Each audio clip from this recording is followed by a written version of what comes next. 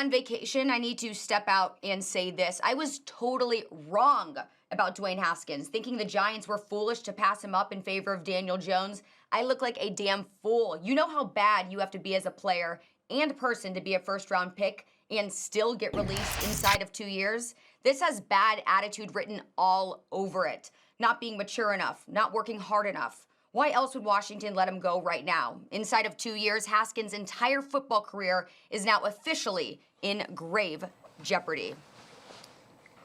Marcus, should any team trust Haskins as a starting quarterback?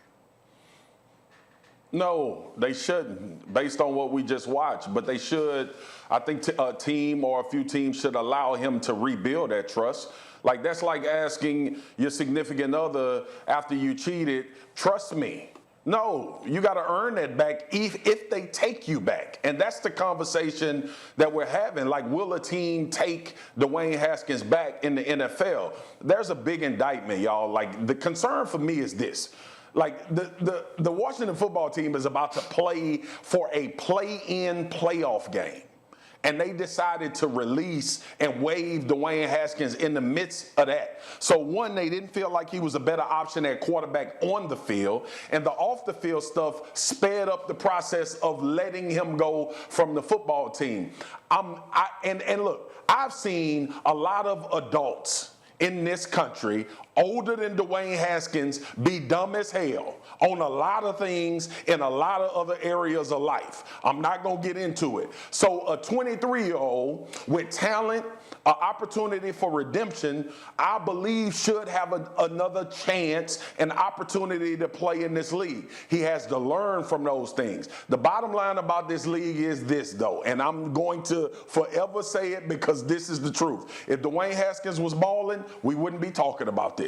This is about Dwayne Haskins and how he's played. Yes, he had the stuff happen off the field, but if it was Chase Young, he'd be playing Sunday. He'll be playing in a play-in game for the Washington football team. If it was anybody, if it was Josh Allen, if it was anybody else having a lot of success, they'll be playing in this game. So, yes, he has to go earn trust. But based on what we've seen right now, no team should trust him at this point.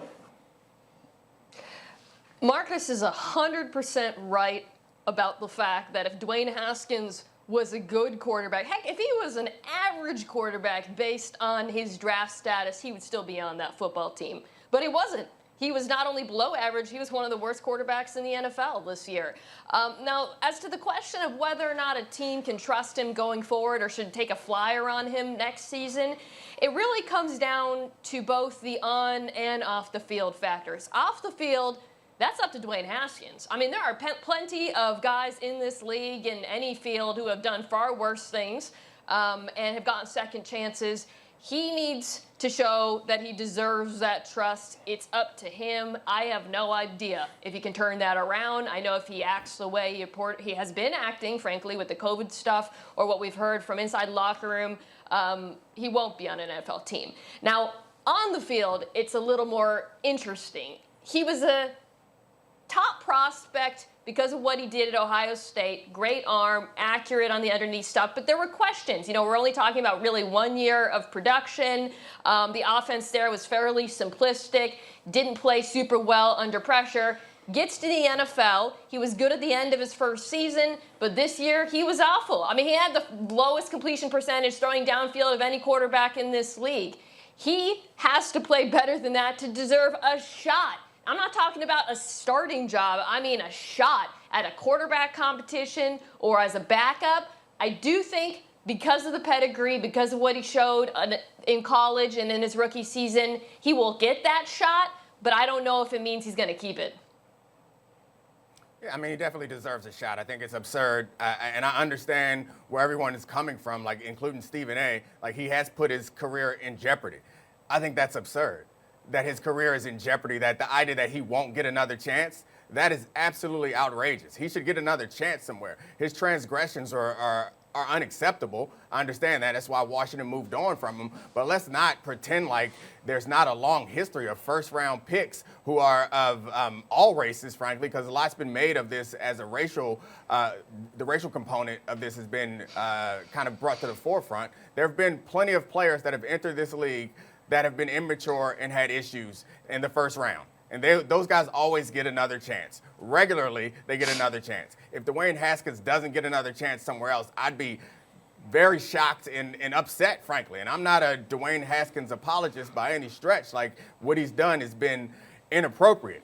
But I think that, and to kind of revisit the racial part of this conversation, has come up quite a bit. And what scares me and frustrates me, frankly, is some people making this into a conversation about all black players or many black players or black players in general in the NFL or black quarterbacks in general in NFL.